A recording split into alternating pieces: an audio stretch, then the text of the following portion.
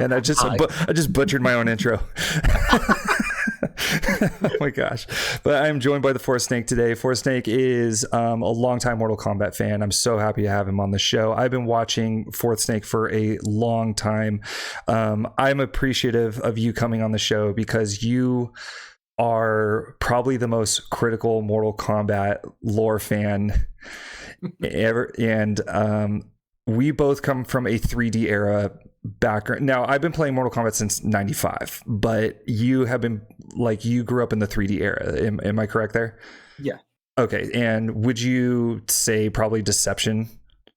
Yeah. I mean, I feel like the general consensus is Deception is the peak of the 3D era. Mm-hmm. I mean, there was even I forget who, I think who it was, but someone recently put out a poll on Twitter, and Deception just got 50% of the vote against the other 3 games in that era. Mm-hmm. And it's it's about what I expected. It's such a good game. It is very fun. It expanded the universe so much, and it made it to where it's we can care about someone else rather than Liu Kang and Scorpion.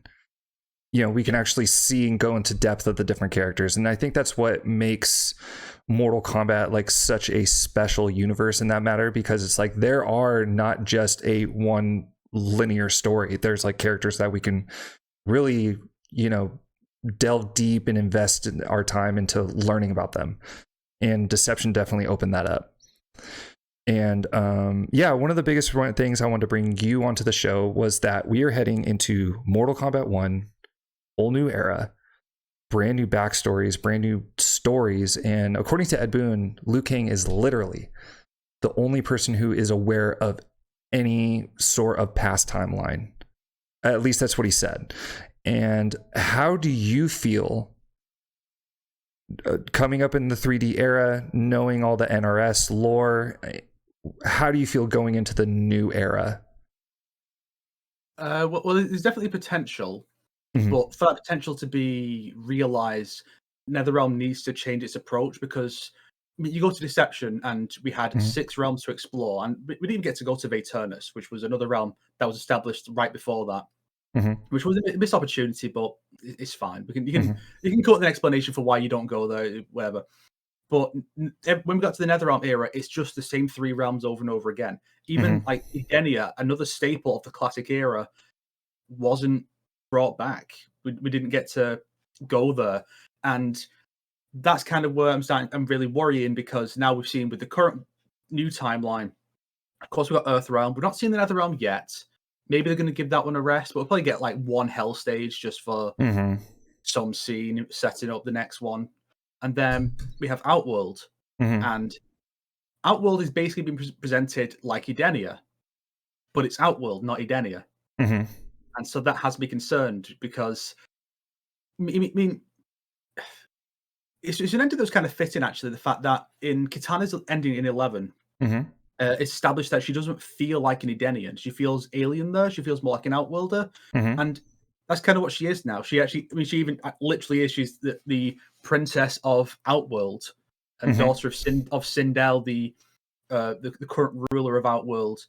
And so it's so I guess we're going to, even though it's a new era that can harken back to the older stuff and try new things, we are seemingly sticking with just this stuff, at least for now. To be fair, we've only shown off the classic characters from the first 3 games or so. Right. Plus Kenshi, because, Right. Kenshi. So I wouldn't be surprised if we got a couple of characters from a brand new realm. But maybe I'm just having too much hope again, which tends not to work out. I have a playlist at times, and I'm like, you know what? I think NetherRealm can really do this, and they just don't. And a lot of the bios, I think, have been somewhat concerning me about how a lot even though it's supposed to be all new, a lot of it really is just has vibes of older stuff. Which for some people will look at that and go, well, it's new but familiar, and that's good. Whereas I look at it as it's kind of lazy. Like Katana's dynamic with Molina reminds me a lot of her dynamic with Shao Kahn, where she's loyal to Molina despite all the warning signs, and eventually it's going to be challenged. They're going to turn on each other by the end of the game, I'm sure. Katana will have to step up and dethrone Molina. Mhm. And it's like, yeah, this is just what Katana and Shao Kahn have been doing. Yeah. Now it's been transferred over to another character. Or how Scorpion is now best friends with Smoke and is basically taking Kuai Liang's story. So a lot of people are now thinking Scorpion is Kuai Liang, Mhm. which I don't. Okay. And saying that, and when I said I don't on Twitter, some people got mad about it. Like, what do you want from me? I just don't think that's the case. Right.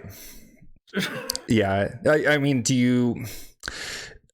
because they look like twins, if you look at them side by side, and if he's Bihan, that means he's Chinese born, which also tells me that logically that made sense to me, that Kuai Liang, because it has another Chinese name.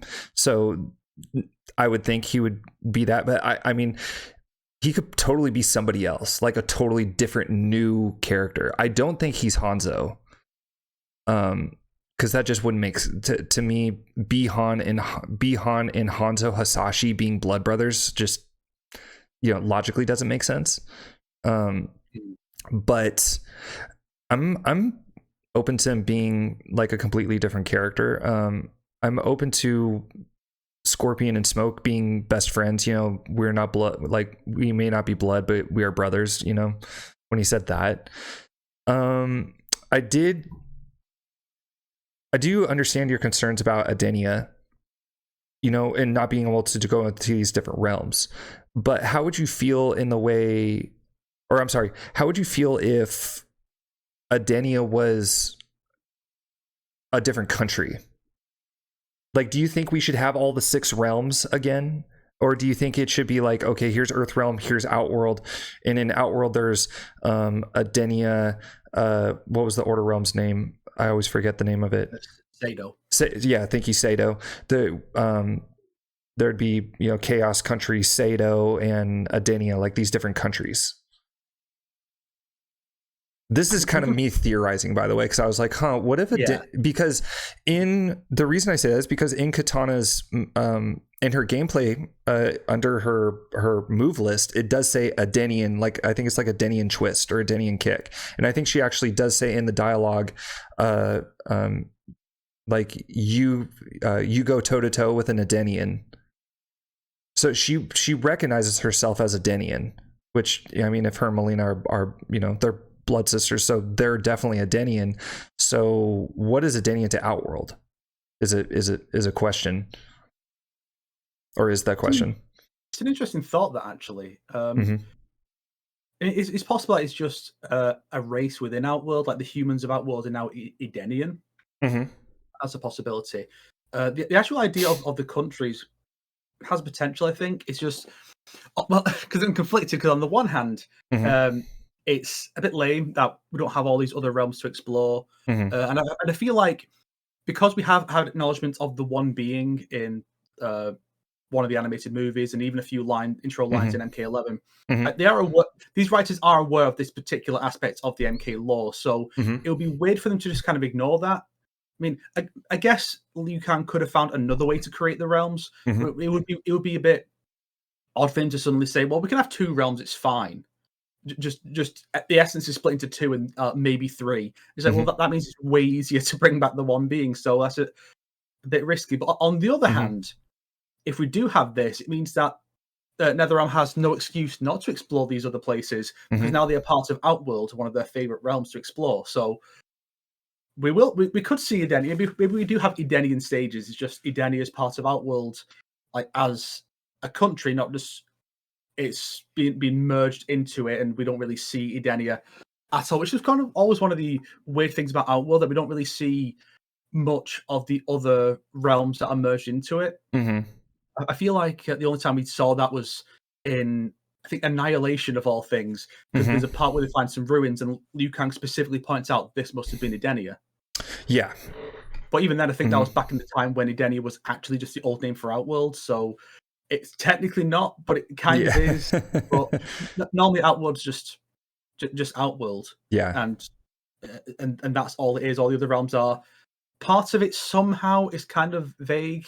It really should have been like this big hodgepodge of places, which the best I can theorize is that maybe that's why the sky colors are so different in different places. Mm-hmm. Like here it's black or green, depending on which version of Living Forest it is. Mm-hmm. Here it's purple. Here it's just a normal sky color Mm-hmm. because of the different realms. But otherwise, yeah, I'm rambling now. No, it's an interesting thing because there's so like and you kind of hit it, like we only know so much going into it, and one of the biggest things I wanted to kind of stick to is critiquing what we got from the past, learning from the past, and moving forward of the mistakes that we made in the past. And some of the mistakes we made in the past is, especially during the NRS era, is we didn't really get a chance to explore all these different areas, explore these different worlds and these different realms. And I mean, I can vividly remember. I mean, I revisited Deception a couple months ago and played through the conquest mode. And it's like, I can vividly remember Sado. I can vividly remember Chaos Realm and going to these different areas and exploring. And yeah, it wasn't very big. And I mean, they only had a year to work on the game. So, I mean, they did a ton of stuff in one game and threw it all together in 1 year is insane. I mean, they've had 4 years or something like that to like work on this one with a brand new engine. So, that's another question is like, do you think going forward, are we going to see a cinematic, pretty much movie that you get to fight in once, 3 times in a chapter like we've been getting? Or do you think we are going to get some exploration, some kind of conquest mode, or, going forward? What would you like to see going forward? I mean, I definitely love an exploration type mode because I feel like that was always a missed opportunity. Like the way I've always imagined it is, take the first chapter of MKX with the war with Shinnok, which just lasts 4 fights, and imagine that after the helicopter crash and you've beaten Scorpion and Sub-Zero, you could then run around a small map as Johnny, and you could get into optional fights and choose between him, Sonya, and Kenshi for these optional fights, which is just an opportunity to have all the characters be playable. Because most of the time, weirdly enough, in these story modes, the character you're playing as will be accompanied by someone else. But even in the games where it is that have the multiple character chapter system, like the opening for MK11, for example, Cassie's with Jackie and Sonya, but you don't get to play as those. But if you could go around actually going through the area and you have fighting all these demons, some of them could be generic dudes you can fight. You can fight some revenants as optional bosses, doing optional objectives, and you can play as all those characters. And so I feel like, I mean, that would have been especially good for the MKX one, where it's like, well, where are most of the revenants? Well, there could have been optional boss fights. You didn't count them. Oh, look, there's Liu Kang and Kung Lao beating up Bo Rai Cho. Let's go help him out. And then you could have an optional fight against those guys. Yeah. So even that's just pretty basic, because it's more like Deception's, Conquest, and Armageddon's, which had its own unique Shaolin Monks-esque gameplay. Like, we're not even asking for that. It's just something cool like Conquest. It's kind of, I feel like if you couple that with the presentation of the cinematic cutscenes, because while I dislike the mode itself, the actual presentation has always been great.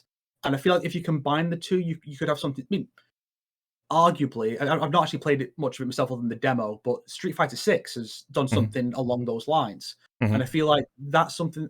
It's kind of weird to think that they've taken what MK used to do and they brought that into the present, and MK is just doing the same stuff they've been doing for the last decade. Because the way it's been described, that Mortal Kombat story mode is going to be, the NetherRealm's award-winning story mode returns. Oh, so it's the same as always. Will we get a new gimmick in this one? Because, I mean, 11 just did what Injustice 2 did. It didn't even have any new gimmicks to it, which they've always done otherwise, like the mini games and QTEs. Then Injustice 2 brought in the tag chapters, and now we just had the same thing for MK11 in both of its campaigns. So hopefully we can get something different next time. I don't have high hopes for this one, unless they're really keeping the cards close to their chest, and there will be something. Like maybe all the scenes of the ninjas sneaking around will lead into full levels. But having a panel at Comic-Con, I believe, later in the month, which I think it's next weekend, not this upcoming weekend, but the weekend after. Yeah. But interestingly, the panel is going to have Yuri Lowenthal, who's playing Smoke, and also Kelly who is Devora. But she's also going to be in Cage Match playing Ashura. And Astra has been one of those characters that's been heavily rumored to be, and I think she might have been in one of the leaks or something. So I wonder, is she playing Astra in both? Because they don't do that much, but there are a lot of MK voice actors in those animated movies. And Sector's actor from 11 did play him in those films, where he was also Raiden and Kintaro. So maybe she's playing Astra in both. Maybe we'll get a hint of Astra actually being in the game. But I feel like if Comic-Con trailer doesn't show any like open world type gameplay, I think it's at that point it's safe to assume no, it's just the same cinematic stuff we have been getting for over a decade now. Yeah, and if they don't, because they focus so much on just character reveals, and it's understandably so, because if you spoke to any of my guests, when I would ask any of my guests in the past, and by the way, real fast, is I said I'd ask you this at the beginning. I totally forgot to do that.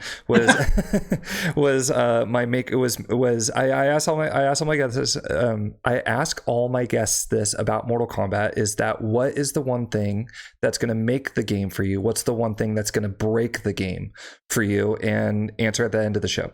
So a lot of them answered, what is the make? And all of them universally have said a good roster.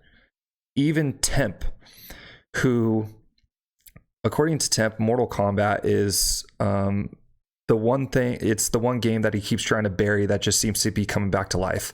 And he's just kind of over this game. He plays almost every other game. But I said, what is going to bring you back to Mortal Kombat? And he's like, a good roster. More particularly Li Mei. That's his like favorite 3D era character.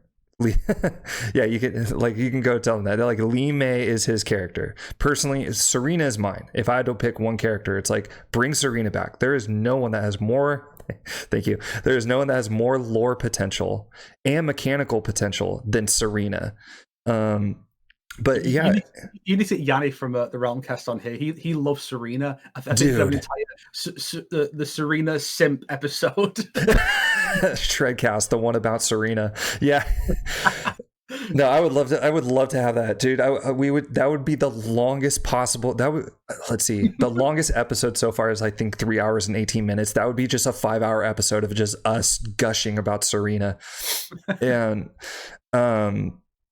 anyway, yeah, everyone universally roster is the one thing that's going to bring characters back. So naturally, at the Realm Studios, every trailer is going to be about the roster. But me personally, and I'm a gameplay guy. I play competitively. I play in locals. So mechanics and gameplay do mean a lot to me.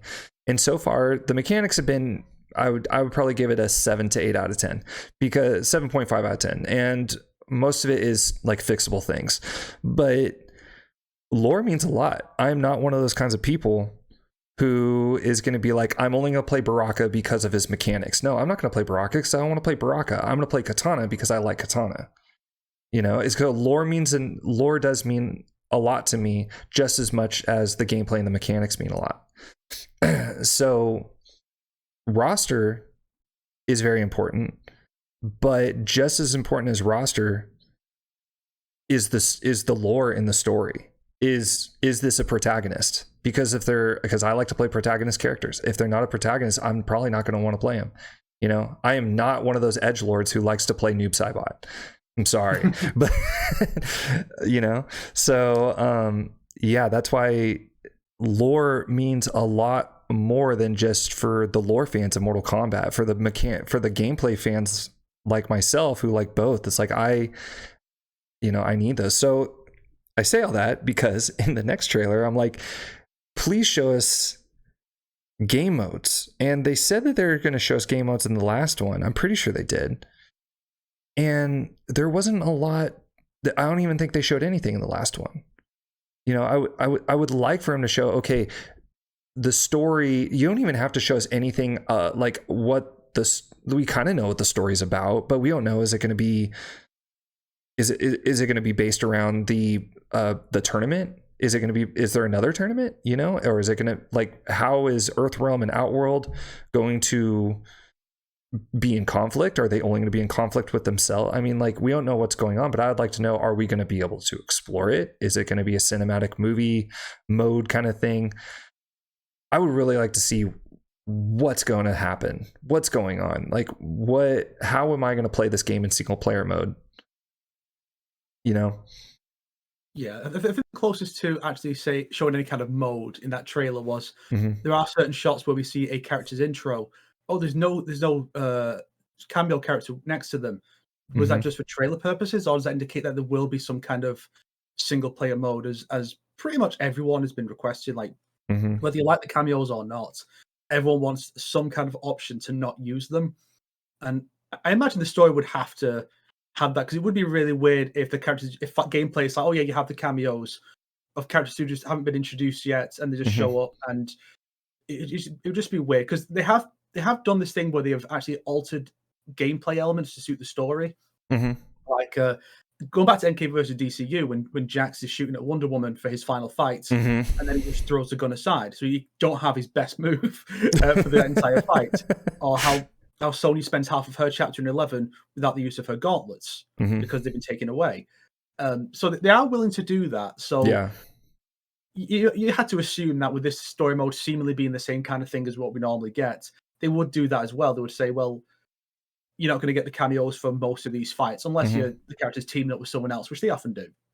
Like I said, I believe I believe Boone did say that in the story mode, there is going to be times when you can only use certain characters in certain cameos. Yeah. Depending on where you're at. And that kind of reminded me of Dragon Ball Fighter. Did you ever play Dragon Ball Fighters? A little, yeah. Okay, so you know it's a 3-person team, but if you played through the story, it was like there are times when you only had one character, and then later on you had 2 characters, later on you had 3, and then you got to switch them in and out, but it's like only till you got that character that you were able to use that character in the story mode. And the story mode wasn't that big of a deal in Dragon Ball Fighters, but I would imagine it'd be something along those lines. Yeah, and I believe they also said that there'll be certain characters who are only exclusive characters for as cameos in story mode, which on the Combat Kings we've theorized that it could be that it's just, say, a character who hasn't unlocked their potential yet. So maybe like a Raiden who hasn't acquired his lightning powers yet, so it's a version of him who just has hand-to-hand moves, which is a little boring, so you wouldn't want that as a cameo for the normal modes. But then later he gets his lightning powers, and that could be a version you could have as a cameo, or something to that effect.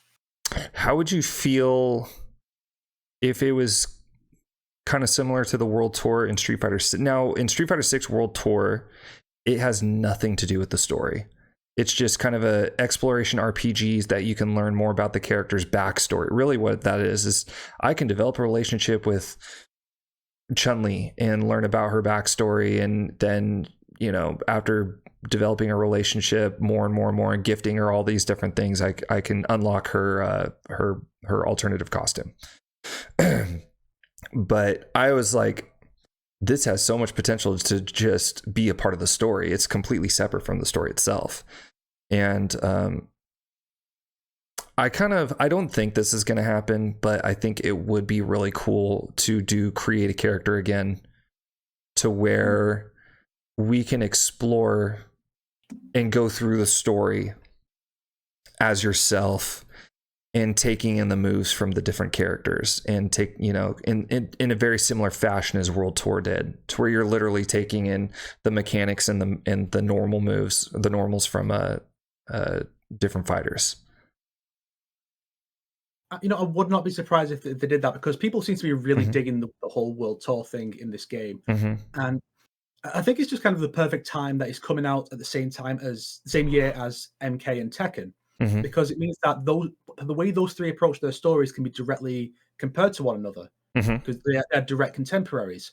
And so if those other 2 games come out and Tekken 8 stories mode is done as poorly as Tekken 7's, and then this game is just basically what we've come to expect from the last few games of MK, then Street Fighter is just this revolution, this whole new thing that's, well, I say whole new thing, it's technically copying what Mortal Kombat did. It's pretty much Conquest mode, yeah.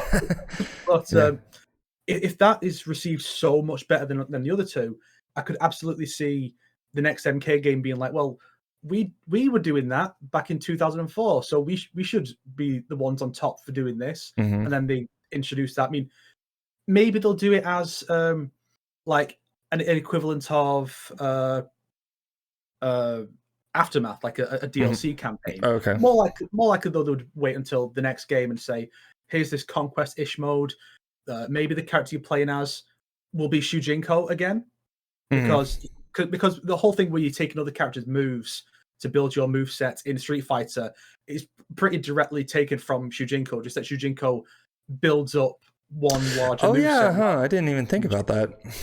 It's like you're literally taking. I mean, it's a fun way of learning every character. Essentially, is what it was, you know. But yeah, I didn't even think about that. Now you don't get to choose whether you want to play with Sub-Zero's mechanics or, you know, like pick a character, whatever. You don't get to choose that, but it is, you know, something that you did. You were learning all the different mechanics and moves and stuff like that.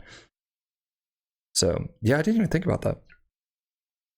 Yeah, it really is like the it's funny because the last Street Fighter story mode was based on what MK is doing now, with that kind of approach. Now they're like, well, that didn't work out so well. That mode was not that great. The story was kind of bad. So now we're going to do what MK was doing years and years and years ago while we were struggling, back when MK was keeping the fighting game genre alive, pretty much single-handedly. Yeah. And but when I say that, but like Tekken and Soul Calibur were at their best back then as well. I would say Street Fighter 4. Street Fighter 4 is kind of what saved the genre competitively. But Soul Calibur 2 and Soul Calibur 3 were definitely games that kept the genre alive for sure. Dead or Alive as well was big. But those games were definitely keeping it alive. But I would argue Street Fighter 4 is what saved the genre competitively. But for a long time, if you were to ask anybody about like competitive fighting games and you said I play Mortal Kombat, you probably would have got laughed at. So that's just the competitive scene, not the fighting game genre as a whole. Actually, it's funny that you bring up Soul Calibur 3 because that had its own really interesting mode with the Chronicles of the Sword, which actually would could corrupt your save data, unfortunately. But that's like a cool tactical mode where you send your units in to fight each other, and then you can choose to do the fight as a fighting game fight with various conditions. And that was such a cool idea, and it shows. I mean, it's like chess combat. It's chess with Mortal Kombat fights when the pieces collide. And I feel like that's something fighting games should be embracing more of, actually just having these weird modes that still use the same fighting mechanics. Like Tekken had that volleyball one in Tekken 3, I think.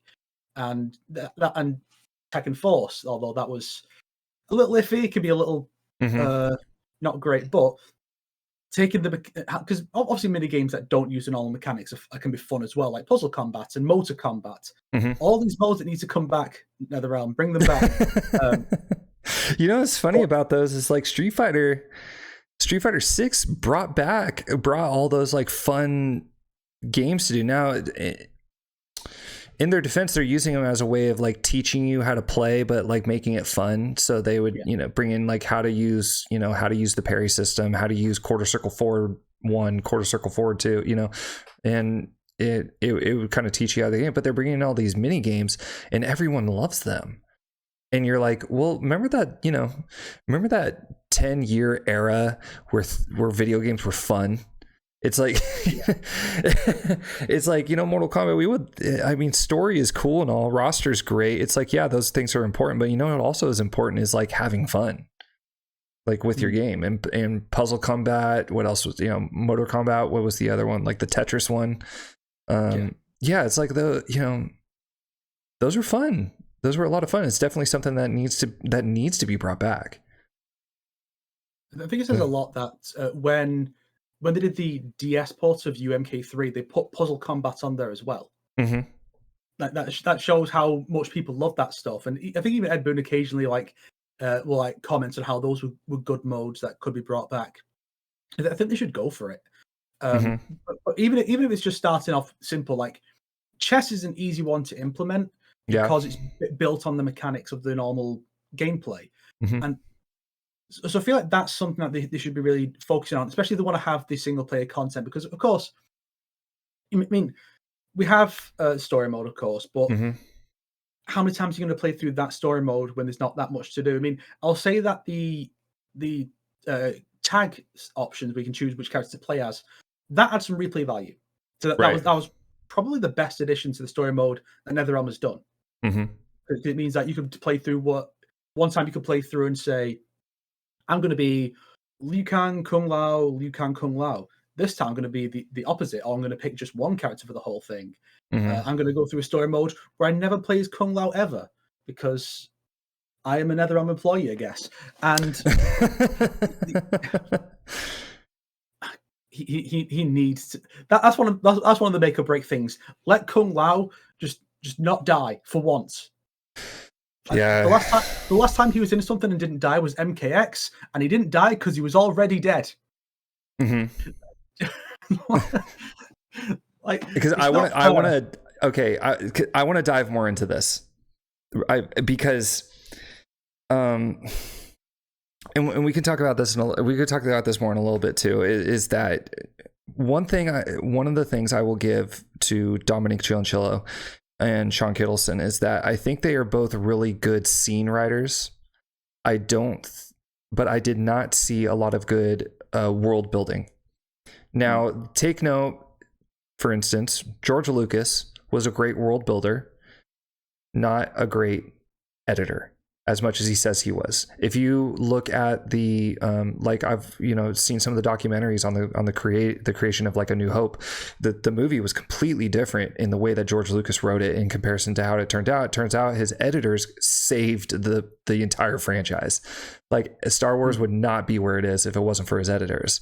But because you need someone to keep you in check, and that's why I think like NRS, the writers, it needs to be like a team of writers. You need the people who have the strengths of great scene writing, great conflict, great emotional capture, but you also need the people who are like world building, who are like keeping notes on like on continuity and consistency.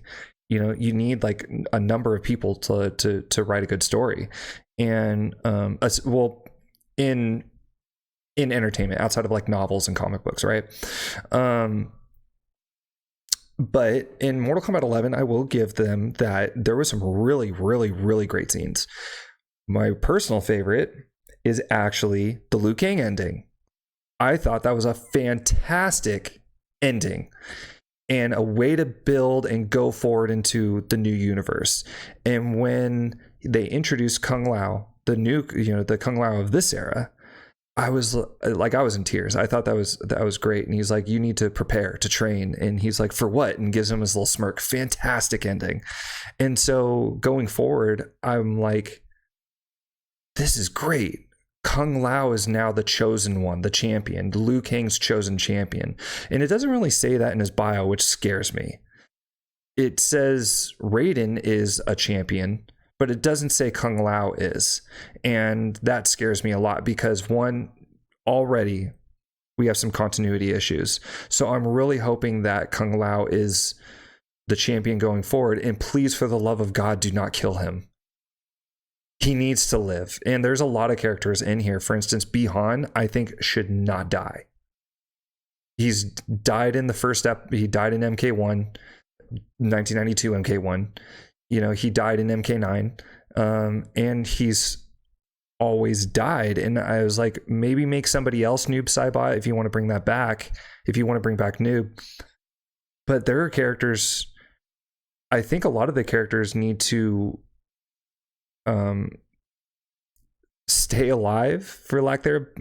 I can't put the phrasing together, because I want this new universe to have consequences for death. Because as you probably know, death means jack when it comes to Mortal Kombat. They always come back to life. Like, all sorts of characters either come back to life or come back as a specter, come back as a demon, come back as a revenant or something like that. I want death. I want the consequences of people's actions to actually mean something, going forward. So I don't want Bi-Han to die. I don't want Kung Lao to die. there's a lot of these characters I want to remain. I want the story to continue. I had one interesting theory, which is that a way that they could, it would call back to the past in a lot of ways, and it feels in line with the way they've been approaching things. Where Bihan now is basically Sector. He's the son of the Grandmaster of the Lin Kuei. He's the previous Grandmaster. He's currently taken over, which Sector did as well. And his father is dead. And he has one of his round end lines where he says, "Die like my father." It's like it seems to be setting up that he's the one who did it. So with all the stuff that's setting he kind of is. Yeah, I could. So there's all this stuff setting that up, and it makes me wonder. So could it be that rather than Noob Saibot, he's going to start up the Cyber Initiative and become Cyber Sub-Zero? So it's like a callback to his previous corruption, but in this case it's something he's doing to himself, and it allows him to fulfill his role as the Sector equivalent, and a way to bring in Cyber Sub-Zero, and then potentially introduce Kuai Liang or a brand new Sub-Zero who's unrelated to all that. Of course, that relies on Scorpion not being Kuai Liang, because I do have one theory about that as well, which is that that currently his name is Kuai Liang, but we'll get the twist because we already know that his father is willing to adopt, because Smoke's bio says he was adopted by him too. Yes. So I wonder, could it be that a young boy named Hanzo Hasashi, his parents were killed by Sub-Zero's father, and then he's like, "Oh, I'll take him in too and give him a Chinese name and just raise him as my biological son because he's so young, like he's like a baby or something." So I would not be surprised if they'd do that and like, "Oh, isn't this a brilliant twist? Like you thought it was the Sub-Zero, but it's actually been the Scorpion was Scorpion the whole time. What a twist!" Yeah. It does seem like the kind of thing they would do, I think. That definitely feels like something Chinchilla would definitely do. Yes, it does sound like NRS writing for sure. My theory on the Shirai Ryu is I think it'd be pretty cool too, is to see, I think Kenshi is going to start the Shirai Ryu. One, he's Japanese. Two is that his family name has apparently been dragged through the mud. What was it called? The Bakido? Or something like that. Like the predecessor to the Yakuza. Yes, and then he is Yakuza. He doesn't like the Yakuza, and he wants to clear his family name and bring honor back to his name. And so what I think he is going to do is create his own clan called the Shirai Ryu. I just had the most horrible idea. That phantom he summons, what if that phantom is his ancestor, Takeda? And that's where he's going to get the idea to name his son Takeda, because his ancestor, Takeda, who in the previous timelines formed the Shirai Ryu, he is now still going to be the ancestor to the guy who's going to found that faction, and then he's going to be the inspiration. Because it was one of those weird things with the older games. Like I often wondered if Takeda was conceived as Scorpion's son from like a new marriage or something, because it's a weird coincidence that his apprentice just so happens to share the name of the guy who founded the clan way back in the day. It's an odd coincidence. Yeah, especially in the comics, you're just like, wait, what? Like his name is what? It definitely made you like double take, on that. But my personal theory for the Shirai Ryu's founding is that it's just going to be, because there's definitely tension between Scorpion and Sub-Zero. You can see that with the body language in the trailers and where their bios are described. I really do suspect it's going to come to light at the end of the story, like towards the end, that Bihan killed their father. He's going to have a fight with Hanzo because they have to fight in every story mode. It's just the law. Like even when Batman's right there, they're going to be like, hold on, Batman. Just let me fight this guy first. They always do that. But so I reckon that's going to happen. Smoke maybe will die, or maybe will leave with Scorpion, and they'll found their own clan, and that'll be the Shirai Ryu, which will be kind of like which is similar to the original concept where Takeda left the Lin Kuei to form that faction. Yes, but it also serves as a parallel to the old canon the old timeline rather. It's still the same canon, in which Sub-Zero's he reformed the Lin Kuei and Sector formed the Tekkunin. But here it's more that he leaves and founds a new clan, as if Sub-Zero left the Tekkunin to form the new Lin Kuei. So it parallels a lot of stuff from the old continuity, which really, again, it feels like that's the kind of stuff they're aiming for. It's taking old ideas and basically putting a fresh coat of paint on them, not really doing new things. Yes. No, that's I kind of, a lot of people have had the very, very same theory, is that whether or not Scorpion is Kuai Liang, everyone is kind of a lot of people have theorized that Scorpion is going to leave the Lin Kuei. My only argument against that would be is that in the bio it does say that Scorpion is kind of at odds with Bi-Han, with the way that Bi-Han is taking the Lin Kuei, because apparently they've been at peace for so long that Bi-Han is so bored that he wants to start an effing sovereign state and rule Earthrealm. So it's kind of, I thought that was kind of, I was like, hold on, you are so bored, you want to start a freaking country? Okay, right on. But yeah, and Scorpion, it looks to me that Scorpion wants to he doesn't want to leave the Lin Kuei. He wants to I think he's going to fight Bi-Han for control over the Lin Kuei. So I don't think Scorpion's going to leave and start the Shirai Ryu, because he's at odds with Bi-Han over their father's legacy, essentially. So that's why I don't think it's going to do that. The reason I think Kenshi is because Kenshi no longer is, he feels dishonored by being Yakuza, and he wants to form his own clan to bring honor back to his name, which is a very, very Japanese concept. And that's why I think he's going to do that. And Takeda is going to be, Takeda, however you want to pronounce it, is going to be a part of that. And I mean, yeah, it's just like it's kind of like those things where it's like, yeah, you're right, there is a lot of parallels to the old continuity. There's a lot of parallels to the old content with a fresh coat of paint. However, it's like I do not think that they're going to steer so close to it to the point where you're just like, and this might be my own bias, I don't want them to be like, oh, Scorpion and Sub-Zero are fighting again, and then Scorpion leaves and forms the Shirai Ryu. Yep, that's happening again. It's like that's why I'm kind of have high hopes that we aren't going to see the same parallels as we did before, because we just had 30 years of the same thing. Yeah, that was definitely one of the big problems with the NetherRealm timeline. Is the whole point is, it starts out very similar. I mean, the microcosm of what it was supposed to be was in MK9. MK1 is basically the same as it presented as this is the way it always was. Raiden tries to get Scorpion to do things differently, but it doesn't work out. Then the next one, it's small changes lead to this big consequence where Kung Lao is killed. So that's where things start to get different. Then MK9, the idea is that's where it really goes off the rails. And then from here, there'll be similarities, like Shinnok's still going to do his thing, but it's going to be very different. We see that in MKX. It's Earthrealm, not Edenia, he goes to. And so it's all building on this idea. And then it's like, okay, now it's gone very different in MKX. Let's see where it goes now. Oh, it's bringing back the MK2 era version of the characters, and then we're going to do another reset. It's not really what was promised, what the whole point of this soft reboot was.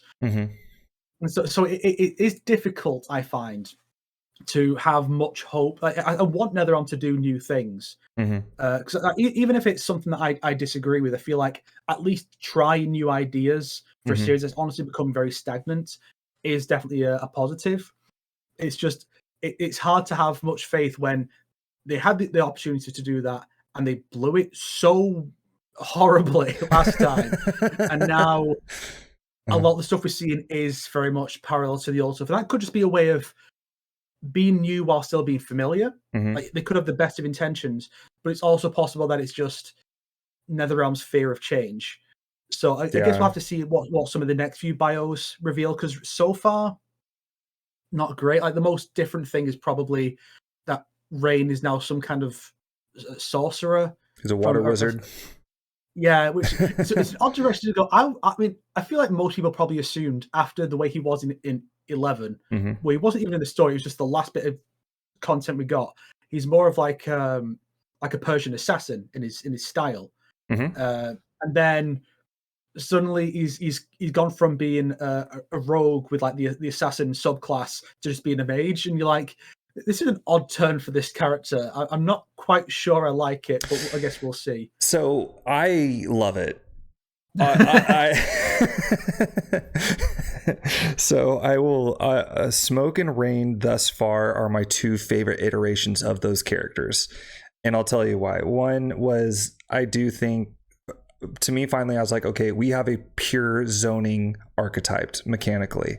So I was really happy to see Rain do that. And then he has a freaking wizard staff with frogs on the tip of it and a little ball of water. And I was like, this is cool. If you look really close, there's frogs on the top. Cyborg from the Nethercast pointed that out. And I was like, dude, frogs, that's cool. And yeah, he's obsessed with magic and wants to, learn all the dark secret sorceries of Outworld. I mean, that's cool. I think that's a really great iteration of that character. Smoke. Yeah. You mentioned him frogs came with this funny image of, do you ever play Crash Bandicoot 3? It's probably been like 20 years, but because you have the medieval levels where there are enemy wizards who like zap you and turn you into a frog to kill you. And like, just imagine Rain as one of those guys. Like, he's a guy you fight in Crash Bandicoot 3. It'd be funny if one of the developers at NetherRealm Studios was watching this episode and they're just like, shit, they figured it out. Oh crap. Like, and they go back and start rewriting. I'm sure they're gonna do it as like when they do like a Halloween costume pack. He's gonna get some kind of like generic wizard look with the pointy hat and everything. I guarantee he's gonna get that. Please do. That'd be cool. He'd be like one of those wizards that you see painted on the side of like a minivan, like those. Just the most typical wizard with the robe and stuff, dude. I also had this funny realization. I think I figured out why Rain and Smoke were revealed together. It's not because they're the rest of the two classic ninjas that are coming in this game. It's not because Rain's faction seems to be the current equivalent of the Shirai Ryu as like a rival to the Lin Kuei, from what we can see. No, it's because Smoke on the Water. That's the reason. Because Rain is based on a music reference. Everything he does has to mean the Rhapsody last time. Now it's Smoke on the Water. I've cracked the code, NetherRealm. I'm on to you. Oh my gosh. Thanks for giving me the title for this video. Oh, that's great. Smoke. Yeah. No, that's awesome. I got that song stuck in my head. But the other iteration of Smoke is the reason why I like this before is because I never liked the Anenra story. And I'm probably going to catch a lot of crap for this one. Smoke, in my opinion, was too good of a person to be whether he is possessed by the demon Anenra with amnesia or the embodiment of Anenra with amnesia. The fact that he was a demon or has a demon in him, to me, is too dark of a story for someone who is that good of a person, that good of a protagonist. So, when we think of like and also it's like I mentioned this before. We always think of like Western heaven and hell, Western angels and demons when we think of our stories. In Japan, there's like 3 different kinds of demons, and I think Anenra is actually a Japanese demon too. It's like it's the demon of smoke that when you'd see a campfire, they would have this mythos that the smoke coming from a campfire was Anenra. But it's like not all demons were bad in Japanese mythos, versus Western. In Western religion, in monotheistic religions, is a demon's bad, always bad. So especially when you're coming from Mortal Kombat, which is it is an American game. It's like, you know, in the West, it's like, oh, if someone's a demon, that's bad. So, you know, I never like that story very much for someone who's that good of a person. Yeah. So. Well, the thing about the whole Enenra concept, I feel like there was potential, especially to go with the idea of he has this inner struggle with this this demon that's inside him, or he is a demon, Mm-hmm. and he is has to struggle with that. Either could work. It's just that's all it is, a concept. It was set up in his ending, and then because he says, "I am not Smoke. He is dead. I am Enenra." In his one line of dialogue, like, if they dedicated his sole line of dialogue in MKX, the one line he has after he dies ever, actually, they dedicated that one line to a reference to his ending, which doesn't even confirm that it's canon. All that does is say maybe his code name changed, because Quan Chi makes arbitrary changes to his revenants all the time. He changed Jax's arms. He decided the Sub-Zero should not be a cyborg anymore. So he could have just said, "I don't like the name Smoke. It's a little cringe. You're going to be called Enenra now. That's way cooler." Yeah, that's totally something he would do. That's a good point. But I don't know if you've noticed this, because they obviously, a lot of people really liked his look in MK9 with the hair exposed. I didn't personally, but a lot of people did. Different. I mean, even look at his ending. In his ending, it's just his hair is worn down, which just looks better, I think. But and other people have taken that kind of approach too. But they've shortened it now, so they're trying to do the same kind of thing, but a little differently, so it doesn't look as silly. But am I the only one who's noticed that the way his hair is styled, it looks a lot like what Frost had in MK11? Yeah, I did notice that. I mean, to me, honestly, when I first saw that, I was like, I didn't really pay. Oh, I mean, I paid a lot of attention to it because I was one of those people who did like the hair long and flowing. You know, it kind of supposed to flow like smoke. You know, but I just think that MK9's engine just couldn't do it, so it looked all, you know. So I mean, they couldn't do it with Katana's hair either. It looked like they put a bar in the back of Katana's head and it went like, you know. So her was not the strong suit of that engine. Let's be honest. No, it wasn't. But no, I think I think it was a good design for the most part. I mean, it looks really cool in the like, I don't know if like in the bios or like his actual like image, it looks really good. But the short hair, to me, it looks like he kind of looks like a dad.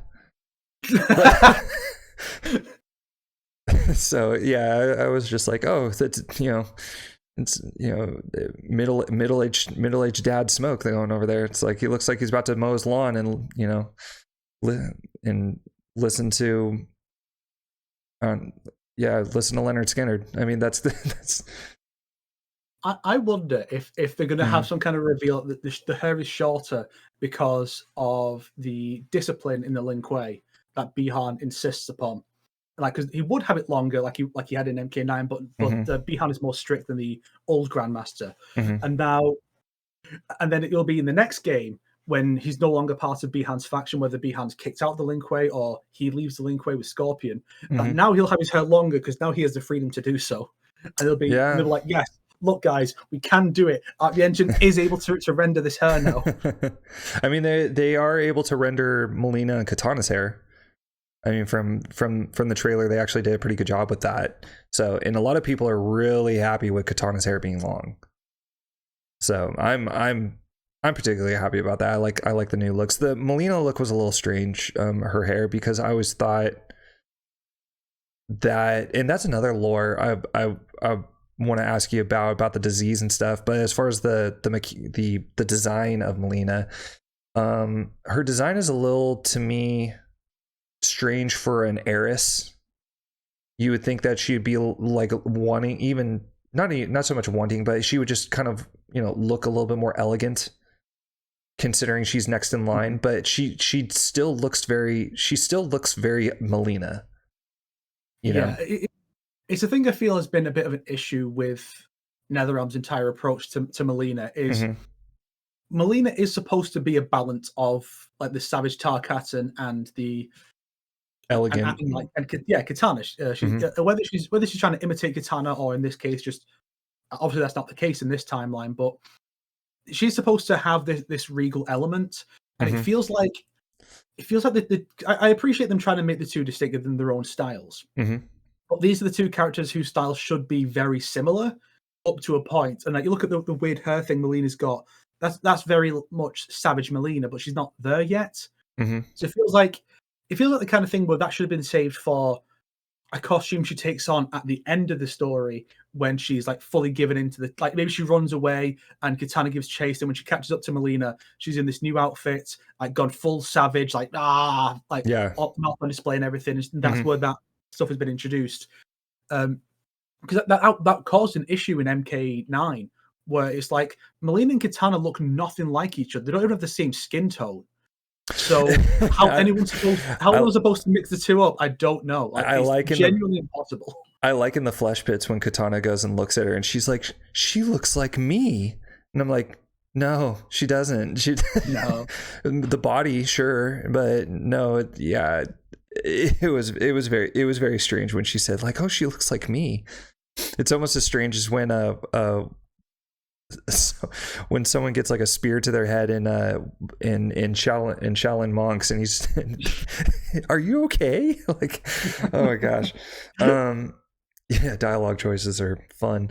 Something I wish they would bring back it's like a really subtle thing in Deception, which is that Melina normally just has like normal human eyes, but after she takes a certain amount of damage, the eyes turn Tarkatan.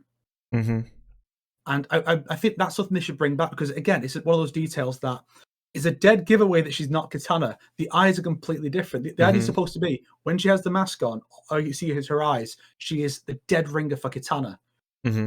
And like they did improve that a bit with MK11, where I'm pretty sure they had the same face model. I think yes, they literally have the same exact model. Yeah. Actually, you can tell because when she has the mask on, she has like the katana hair and such. But I think her eyes are just a bit wider, which is fine. But I feel like it really should be one of those things here where the eyes only come out as part of battle damage, and whereas normally she would look exactly like Katana with the mask on. That's a good point. And it kind of speaks to the whole flaw. Because again, I get it. I understand wanting to have all the characters who started out as exactly the same visually to have their own unique styles. Yeah. And that's worked well with characters like Ermac, Reptile, even Rain, whether you like the assassin kind of approach or the wizard. They've all got their own unique styles now. And I feel like with Katana and Melina, I feel like they've been focusing on the wrong things. Okay. And they really should rein it in a lot. Have costumes where Melina is very different from Katana, which is embracing her own style. But for the parts of the story where they're supposed to be very similar looking, or when Melina has a reason to not go full savage, rein it in a bit. Because it just looks kind of odd. Would you... So the way I'm looking at it, because with the disease particularly, is that when I first saw in the trailer, when it says that, you know, she's like, you know, don't let them find out, like, you know, you could be banished, and it shows her mouth transforming, you know, and I was actually kind of stoked on that, because I was like, oh, it's a disease, okay, I'll buy into that. That's a good concept. And then it shows her mouth kind of like widening and stuff, you know, but and then you read the bio, and it turns out like she's actually kind of unhinged. She's actually very what's the word for it? Impulsive and everything. And I was like, okay, so she's naturally impulsive. She's naturally just, you know, kind of that same femme fatale character, but it's kind of nice to see this dichotomy between her and Katana. And I really like that a lot. But then it showed in the Combat Cast intro, and it showed her whole like Reaper face from like Blade 2. And I was like, when I saw that, I was like, kind of like, really? That's where we're going with this? Because I never liked in MK11 and MKX, because Melina is supposed to keep that hidden and be ashamed of her face. She's never supposed to be like, look at me, you know? So I think it's going to be an interesting interesting moving forward. I just, again, like I said before, I don't want the same story again. I don't want the same thing again. I would actually really like it if they could help find the cure. You know, help find her, because you can have Molina without, you can have Molina's whole entire, you know, move set mechanically without the mouth. You know, I mean, she could focus on her size, her magic, her dive kick, you know, her teleport, her ball roll. Like all of that can exist without her mouth. You know, so mechanically it's like not really a problem. But I would, those are things that I would like to see change lore wise, because when they showed the mouth, I was just like, crap, you can't, there's no cure for that. You know? So I don't know.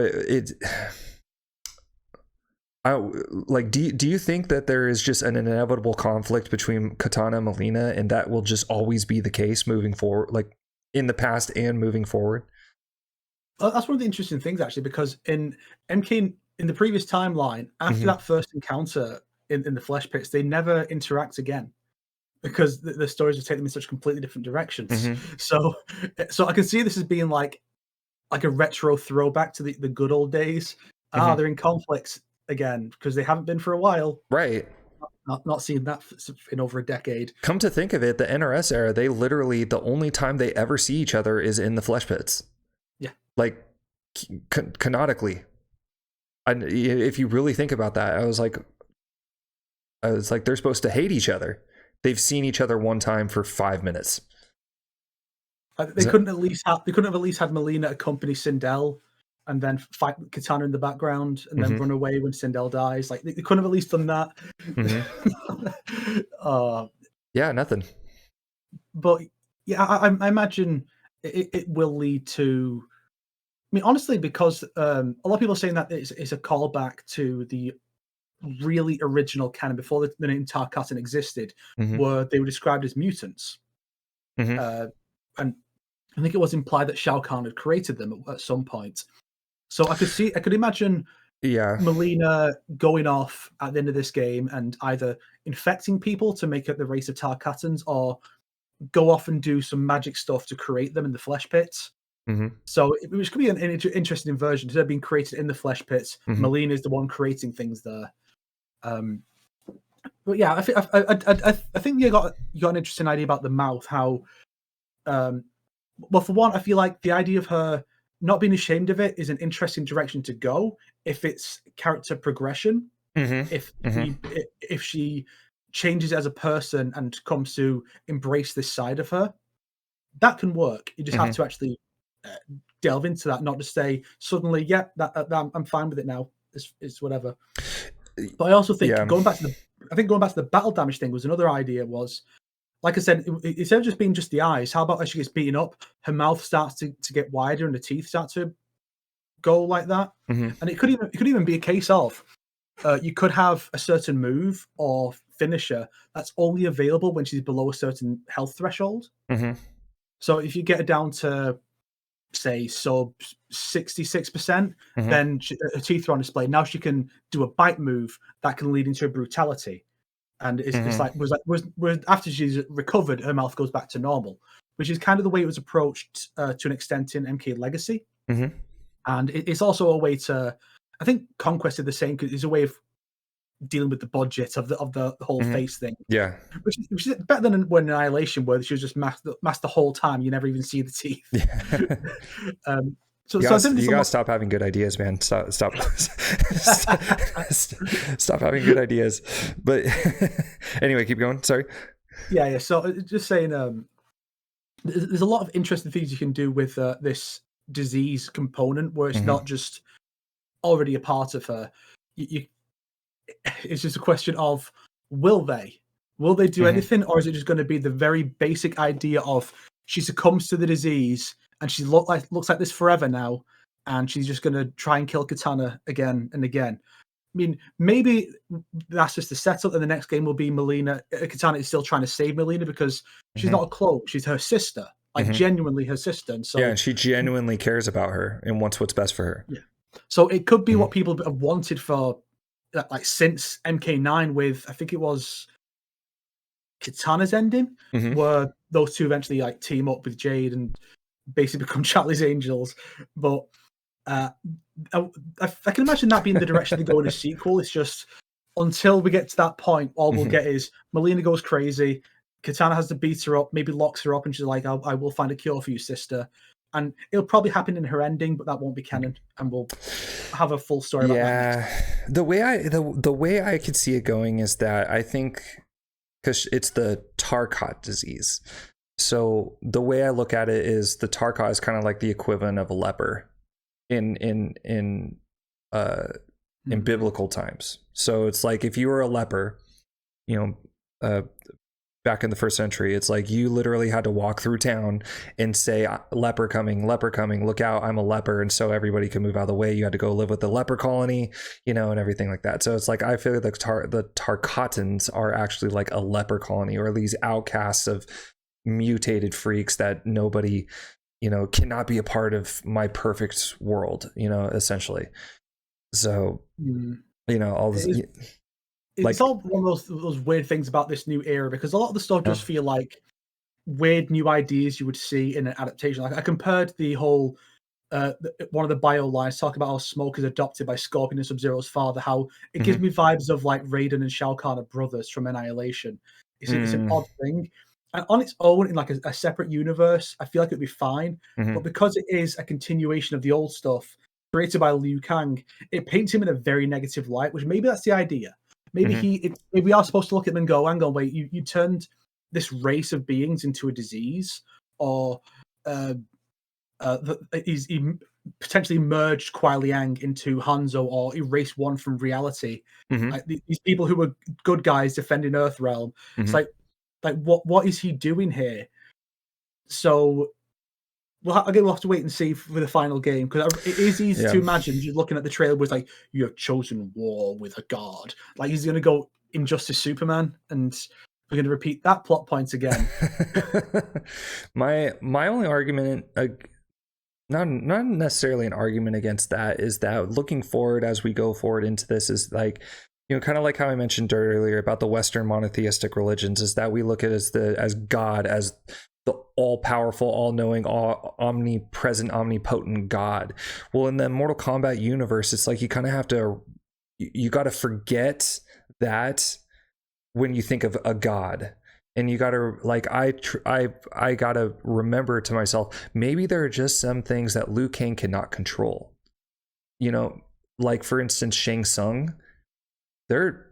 If this truly is Liu Kang's new era, and that he has control over this new era, then why the hell does Shang Tsung exist? Like, there is no reason for him to exist. And my only answer to that is his existence is inevitable. There is nothing you can do to stop him from existing. Same thing with like all of these, characters that exist now. Sure, they have new backstories, and, due to just eras and thousands upon thousands of years of human existence and creation and stuff like that, those are just things that Liu Kang just either one can't control or chooses not to control. So like the joke I made was that if he was actually to have control and create one character exactly as she was in the previous timeline, it would be Katana, because that's the character he was in love with. So of course she's going to be exactly how she was, back then. But like, Molina getting the mouth, being the unhinged character that she is just, that's inevitable. These characters are inevitable. Shang Tsung's existence is inevitable. So that's kind of the way I looked at it. And it's like I always got to remind myself, this is Mortal Kombat gods. These gods are not omnipotent, omnipresent, omnipowerful gods. They're just some things they're just most things they can't control. Yeah, there's definitely a component of that from the last game, because I'm pretty sure that's meant to be the explanation for why in Garrus's ending it's established that Chronica's just gone mad, because she can't control it. I mean, clearly she can't, because otherwise why would Liu Kang and Raiden constantly exist when they are the one thing that can threaten her? Right. You can't control people, so I feel like there'll be definitely a component of not necessarily things are inevitable, but they probably are. But I definitely feel like the idea is you can't really control people. You can alter things, you can set things up differently. Like you can say make Molina actually be Katana's sister. He can make that happen, and that's obviously something he would do for her to give her Molina. Maybe inspired by his own relationship to Kung Lao, is like she needs someone like this, even ignoring Jade, but. It's like, make or maybe that I can tie into it. Like Molina was always destined to exist, and so he decided I can't stop that from happening. I can change the circumstances and make it that she is now Katana's sister. I can't stop an evil Sub-Zero, but maybe if there's only one Sub-Zero, or maybe if he has someone close to him who can rein him in a bit. So what we see may well not be that timeline from the end of MK Aftermath, but instead dozens and dozens, hundreds, thousands of timelines later, where he's been doing this for so long, and now it's like, okay, I think I've got it. Change this. These people won't turn evil. I can do something about that. This stuff's fine, and like maybe that's why Raiden is the champion. Maybe the Kung Lao thing didn't work out, unfortunately. So I like this concept. I like this concept actually, because it's like, okay, I know that I cannot stop Molina from existing, but I know that if you balance her out with the empathy, mixed with the I guess you could say like stubbornness of Katana, that can actually balance that out and make that work. And I know that if Katana has Countess Jade to back her up with this, we know that we can bring peace and balance to Outworld, knowing that Countess Jade is there, but I thought was a great idea, by the way. I don't know how you feel about Countess Jade, but I thought Countess Jade was actually a really, really good touch, considering what a countess actually is. But there's not a lot to go off for now, but right, it does seem like a decent direction to go. On the Molina thing, I forgot what the point was. Oh yeah, it's like because when you look at Molina, the problem her character had was that she was rejected by everyone. And then the only people who seemed to have to embrace her were Baraka and the Tarkatans.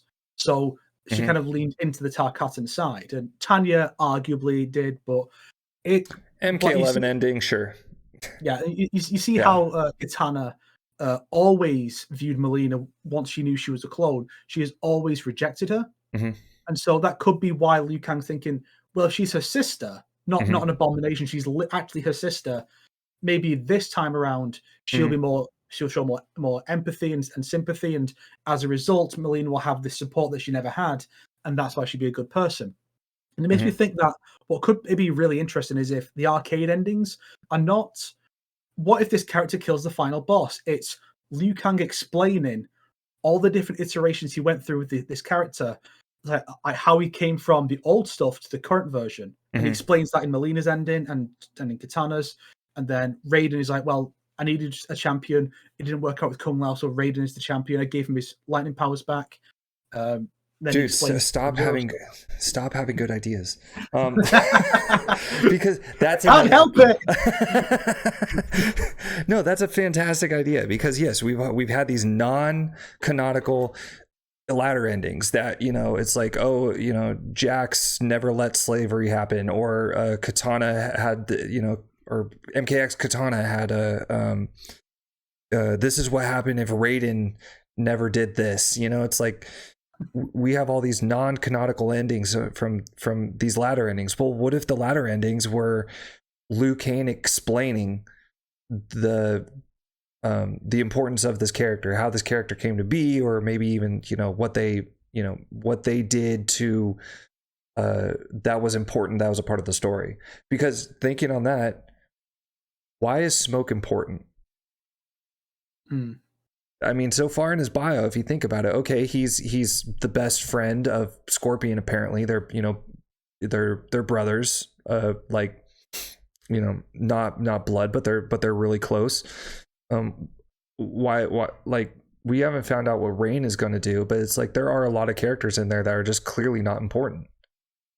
you know, or at least they seem that way. So it's like, how is Smoke going to be important? Well, I mean, if you do his ladder ending, you can see exactly what he did. I think you did a really good video actually on the infamous Su Hao and why Su Hao is actually really important. You know, and I hate that character, but I think everybody arguably hates that character. And no, that was a great video because you pointed out, actually, no, Su Hao is actually very important. And you don't see him doing these things, but when you read into it further, yes, he actually did a lot. You know, so that's kind of, what if we did that for every character for their ladder ending to explain how their importance was to the story? You know, that would make a lot more sense. Yeah. So, okay, are you one topic I wanted to bring up? You kind of already answered it a little bit, but are you confident going forward? Because you seem a lot more, at least in your more recent videos, you seem a lot more optimistic. Yeah, it's one of the funny things where I say, because I've noticed this, where the stuff, when I say negative things, that's stuff that takes off. Like I had, I forget what specifically it was. There was something I said on Twitter recently about the game, and that got like 1,000 likes, and that's way above what I normally get. Like it's fairly common to reach like 100, maybe 200. It's got over 1,000, right. And so that means a lot of people outside of my follower base will see that, and and to them, it's like, this is what I'm always like. I'm always saying just non-stop negative about MK. And I'm like, I feel like I've mostly been positive with regards to this game. So it's an interesting topic, how the negativity stuff is the stuff that takes off the most. But I can really see the potential with this this setup. It's just but I feel like I am starting to go more negative since those bios, when it's like, oh, I see we are mostly just doing the same kind of stuff we've always done. We're stopping Sub-Zero brothers, but we're leading to the inevitable conflicts. Katana and Molina sisters, leading to the inevitable conflict. And I mean, you can't have a story without conflict. No, I mean that's what I mean. That's kind of the issue that faces Liu Kang's control over time in general. Because if he could control everything, then there's no conflicts, and then there's no story. Right. Which, as for an arcade ending, that could work. They could have said, okay, well, here's his ending in Aftermath. It works out in that reality. It's all good. So we can't follow that anymore. We have to follow Shang Tsung's or something like that. So that's why you kind of have to have the idea of there are things beyond his control. But I am at the point now where I'm thinking a lot of the stuff just seems to be just doing the same kind of stuff we've always done. The series is still kind of spinning its wheels, and if it was just like a one-off game that's like calling back to the past, fine. You know, MK9 was that, fine. So that's why I actually can let a lot of stuff slide in MK9, especially seeing how bad it could get afterwards. But it's like, are you a fan of Sonic at all? That Sonic the Hedgehog? Yeah. Because that's an issue that series has too, where, a Sonic Anniversary game, bring back Green Hill and classic Sonic, that's fine. But we're at the point now where like every game does it.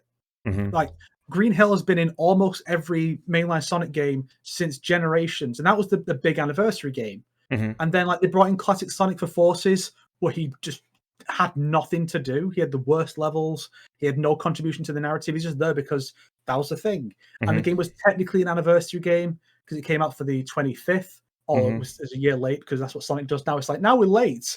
Sonic, the guy all about speed, is late for his anniversaries. But it's like we're constantly going back to the same irony. We're constantly going back to Green Hill and Chemical Plant and all these same levels.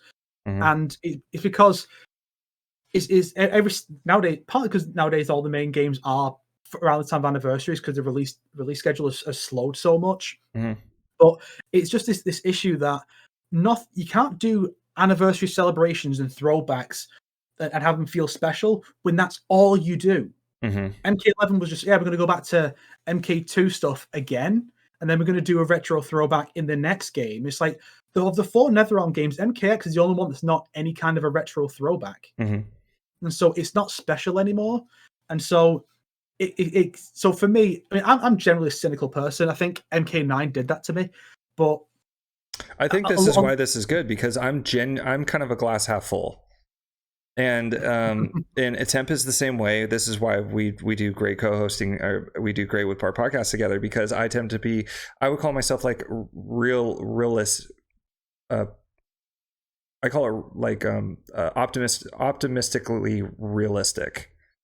I understand like there's the real, like you have to be realistic with some of the stuff and everything, but I do tend to look at things with a glass half full kind of idea. But you know, with I've learned to be more cynical after MK11.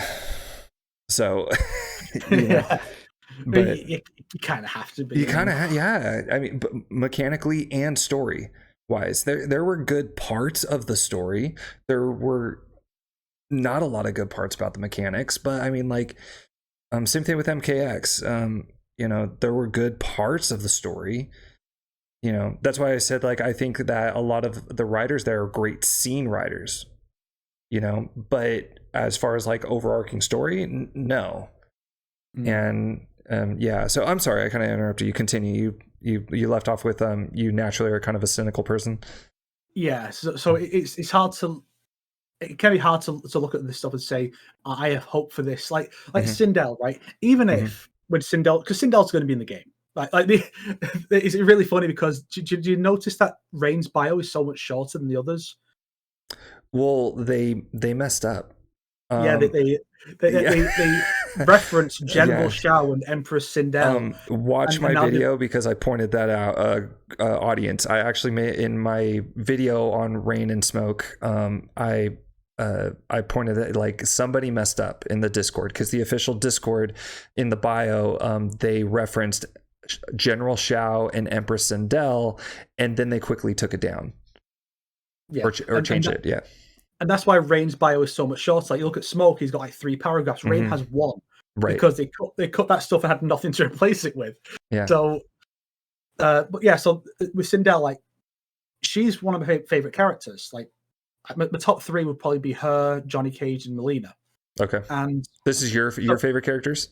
Yeah. Okay. So with Sindel, I can see why you have an entire series on why you hated the Sindel retcon. So exactly. So it's not just like a small change. It's a catastrophic, fundamental alteration of who this person is. And what we got as an alternative, I feel, was just nothing worth effectively removing this existing character. And so the fact that those 2 are mentioned together in Rain's bio, I don't like that. But I feel like even if, because Sindel's obviously going to be in the game, we've seen her in the background where she's referencing a bio. Maybe she won't be playable initially. She'll at least be in the first wave of DLC. Probably will be in the base game, just because DLC twice in a row seems like something NetherRealm does try to avoid for characters, at least. Yeah, I mean, Rain. This is the first time Rain has been a part of main roster since Armageddon. Yeah, so. it's 2006. Yeah, like 17 years. Most of you people listening now, the last time Rain was on a base roster was before you were into MK, possibly before you were born. That's how long it's been. Yeah, it's kind of a big deal. But with Sindel, it's like, even if they come out with a bio and it's like Sindel loves her daughter and she'd do anything for her daughters now, rather, and she'd do anything for them. I'm gonna look at that with suspicion and be like, is it true though this time? And I mean, it's one of those weird things where it's like, I hate the idea that they could be like, oh well, she was evil previously, but then Liu Kang came in and he fixed her. He rewrote her history to make her a good person. And it's like, yes, credit this character and his stuff from the NetherRealm era. Credit him for Sindel, the classic character. I hate that, but at the same time, I guess I'd have to accept it because it would at least mean we'd have the real Sindel back. But But even if they come in and say, no, guys, really, she is really Sindel. This is her actual story now. Mm-hmm. NetherRealm developers come out and say it. Her bio says it. That the trailer makes it look that way. Until I've seen the entire story mode and her character ending, I'm not going to believe it. I refuse to take their word for that. I will not accept it. Yeah, I mean, it could be an interesting twist if she seems to be Twindell, but she's actually just doing that to kind of expose Shao Kahn for like the villain he is, and then get rid of him. That could be interesting, but they're not going to do something like that. It's either going to be she's secretly evil again, or she's just a good guy. Gosh, that whole like, oh, she was always evil thing was that just I don't even want to talk about that because it was so bad. It was just like real, like, no, she wasn't. What are you talking about? She was none of that. And that, I think that's one thing is that like people don't like that. It's not even the fact that it's not even the change. It's Johnny in MKX. Johnny Cage became one of my favorite characters because he was a good father, because he cared about his daughter. And Sindel was one of my favorite characters back in Deception and Armageddon because she was a good mom who cared about her daughter, you know? And so, you know, like my favorite, I always mention this too. I almost mention it in every podcast now. My favorite characters, my favorite hero in any story is Aragorn from Lord of the Rings. And the reason I like Aragorn so much is because nowadays we're so filled with anti-heroes. You know, the heroes break the rules and they know what's best. And I don't like that. And I like characters like Aragorn because Aragorn is honorable. He's noble. He does the right thing because it's the right thing. In one time it almost cost him his life. Like you know, so I like characters like that. And so when you see Sindel be a great mom, you know, or like she finally was the source, like she was free from the sorcery, and turns out she was actually a caring mother who loved her daughter and wanted what's best for her daughter. Johnny Cage, after the divorce, turned out to be a great father. In fact, he would actually stand up to Sonya Blade and tell her, like, there was a point in time when you cared more about your family than your job. Like, that's some freaking good character. That's a good character. That's some good writing right there, you know? So I would hope we would catch that in the future going forward, to see people be honorable and do the right thing because it's the right thing to do. You know, be a good dad because it's the right thing to do, you know? Yeah. So I would like to, those are the kind of things I'd like to see going forward. So, all right. Well, I got to make or break. I asked you in the very beginning, your make or break. It doesn't have to be one thing, but what is one thing that is going to make this game for you? What is the one thing that's going to be like, Force Snake is no longer the heavy critical person that he usually is. He's suddenly super optimistic about Mortal Kombat 1. I mean, I feel like the easy answer is good writing. Okay. But that's a bit too broad, I think. That's just an idea, because at the end of the day, what is good, what is and isn't good writing is heavily subjective. There are objective parts of it, but at the end of the day, like, there are a lot of people who think the Sindel retcon is good writing. I think those people are insane, but I can't say they are objectively wrong for liking that. Well, I can, and I often do. But, I have a friend who, one of my friends actually said he really likes the new Sindel. I was like, why? And are they really your friend though? Are they really? He did let me play on his PS5 when the stress test was out. So yes, he is a good friend. Oh, okay. all is forgiven then. Yeah. Because I have to, I'm going to be playing on PC unless I get a PS5. I'm hoping that I can get a PS5 before the game releases, so I can at least, like, you know, play the early access. But yeah, he did let me play on PS5. So yeah, all is not all is forgiven. But I was just like, dude, really? I was like, dude, really? So yeah.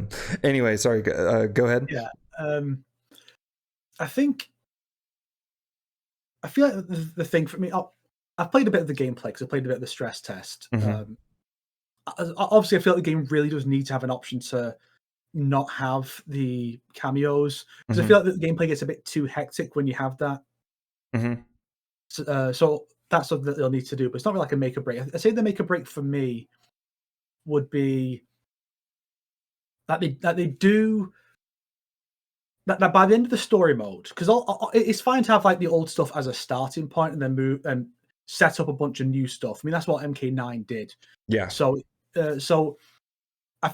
by the end of the story, I want to feel like the next game is going to do something new. There's going to be some really interesting new ideas they're gonna delve into, and that I won't look at it and go, the next game's just going to call back to MK2 again or what have you.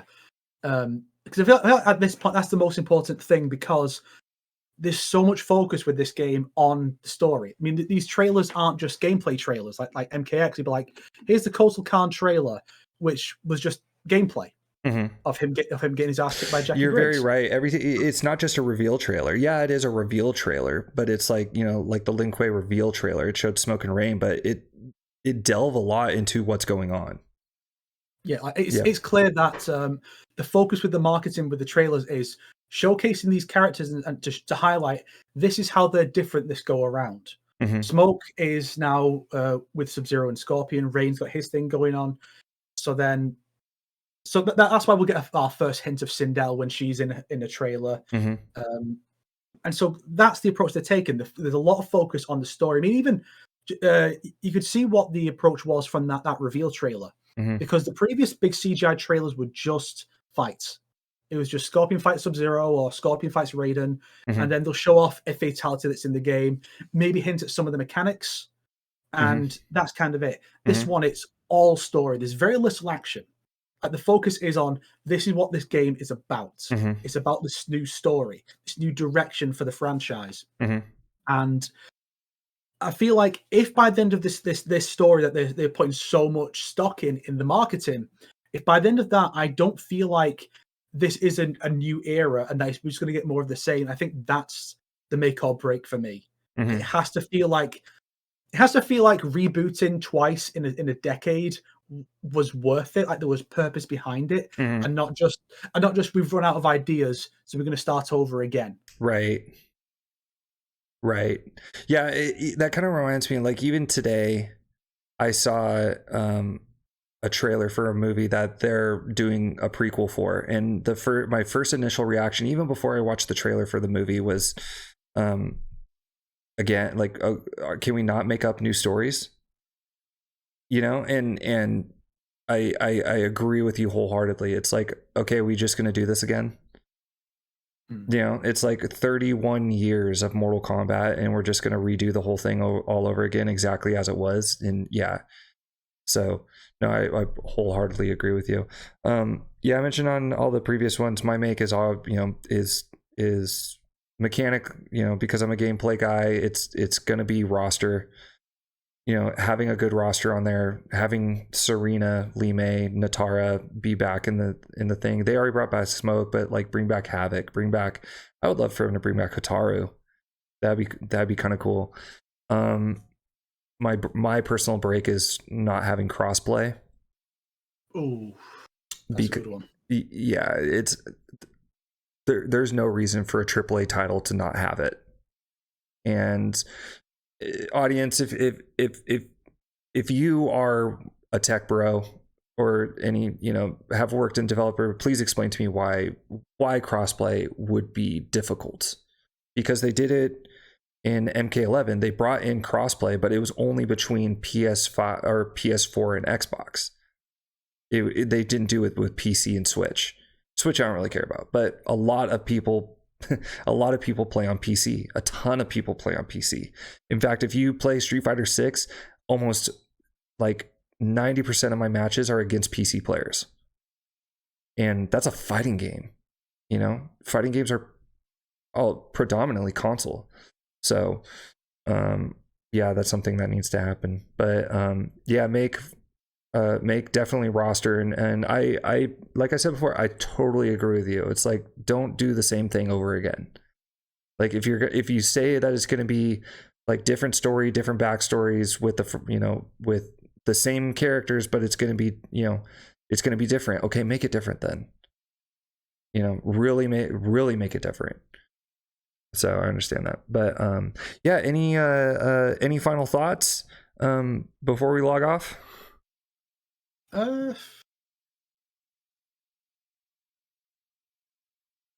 You could say no, it's okay. Yeah. Oh, I like that the new Scorpion voice is the guy who played Jin Sakai in Ghost of Tsushima. That's a fun little casting thing. That is so cool. No, I'm really glad they did that, and I'm looking forward to the San Diego Comic-Con too. With what was her name again? Kelly who? Yeah, I'm really interested as to why she's there, because they're definitely going to like reveal something. They're definitely going to reveal something because she is there. So why is she there?